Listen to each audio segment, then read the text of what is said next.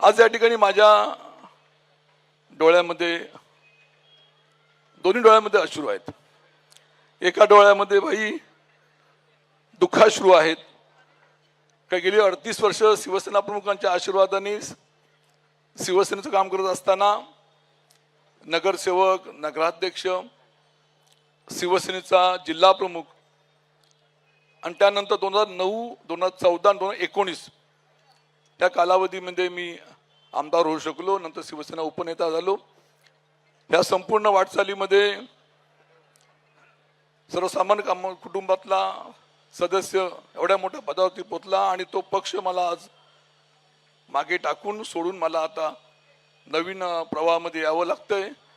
त्यामुळे माझ्या डोळ्यामध्ये नक्कीच दुःखाश्रू आहेत आणि दुसऱ्या डोळ्यामध्ये आनंदाश्रू आहेत. कारण कुटुंबातला सदस्य म्हणून भाईंनी माझ्यावरती प्रेम केलं.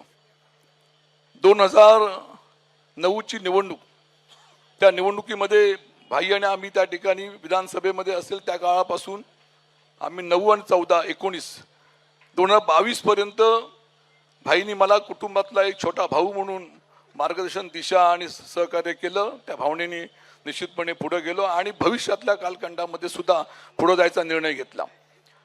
एक दुःख आहे नक्कीच. 2.5 वर्षापूर्वी भाई मुख्यमंत्री होत असताना भाईंसोबत जाऊ शकलो नाही. ती त्या वेळची ती परिस्थिती असेल, पण निश्चितपणे त्यानंतरच्या कालावधीमध्ये हा निर्णय घेतला आणि भाईने मला कुटुंबामध्ये सामावून घेतला. निश्चितपणे आनंदाचा क्षण माझा आहे.